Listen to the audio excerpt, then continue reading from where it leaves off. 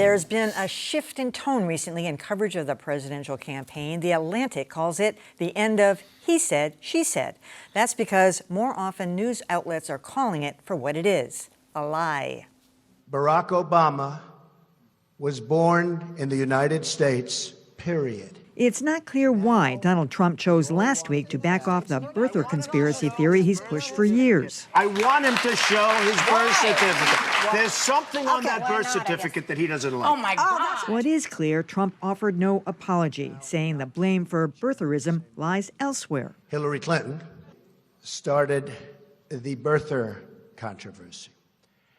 I finished it. For critics who've accused the press of going easy on Trump, what happened next might have come as a surprise. The most prominent pusher of the birther lie. Patently false. This nonsense, this lie. More shocking, the New York Times used lie in 2 stories and this front page headline.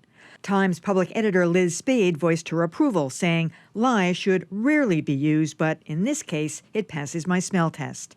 ABC's Martha Raddatz didn't use the term in her interview with Trump's running mate, Mike Pence, but she came close. He has kept this going. Why did it take him so long to put it to an end? It's not over. So why the sudden toughness? Maybe it's a makeup for Matt Lauer's squishy performance 2 weeks ago. I happened to hear Hillary Clinton say that I was not against the war in Iraq. I was totally against the war in Iraq. Actually, that's a lie.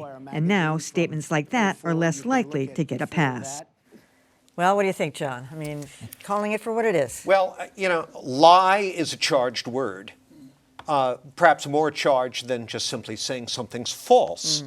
Because when you say so-and-so said something and it's false, that's a little different from saying they lied, because to say they lied imputes an intent, a conscious effort. So with that in mind, I wonder if Trump can ever be fairly accused of lying. Because it's not clear to me that he knows the difference between a lie and the truth.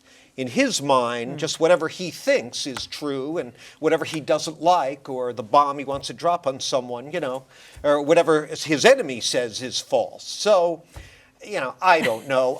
This is a little bit of an argument about how many angels can dance on the head of a pin. I'm glad to see at least some quarters of the media, though, showing some backbone. Too bad they weren't doing it back in January and February when he was allotted billions in free airtime to spew his falsehoods.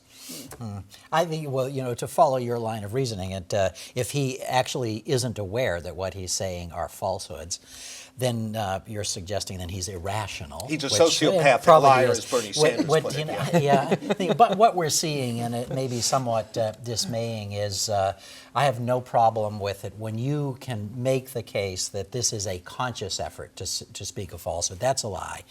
And I think it's absolutely appropriate for the press to use it. But what I was reminded of was the disclaimer that you see in the Huffington Post, and now watch if I can find it here.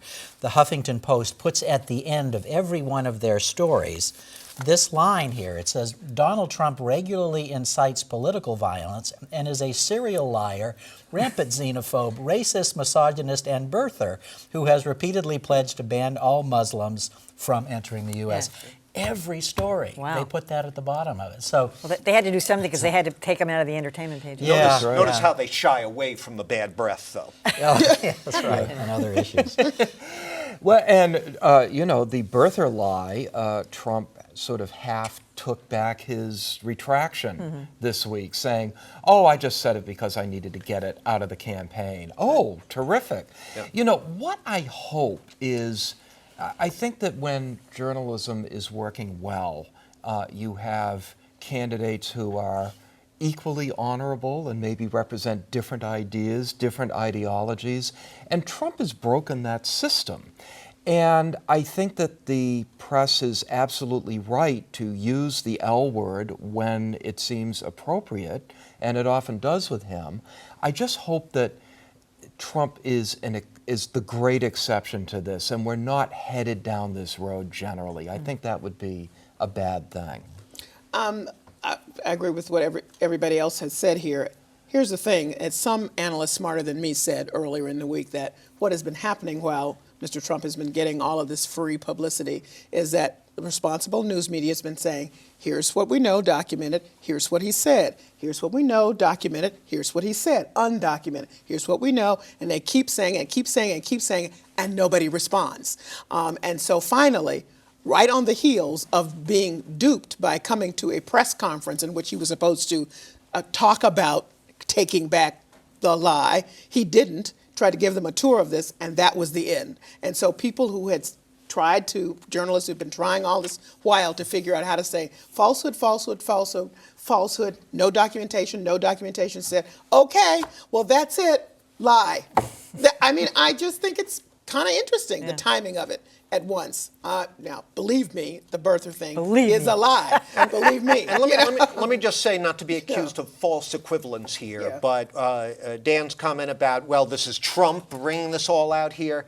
Don't forget things like if you like your doctor, you can keep your doctor, which was false, and they knew it was false. So that was a lie, too.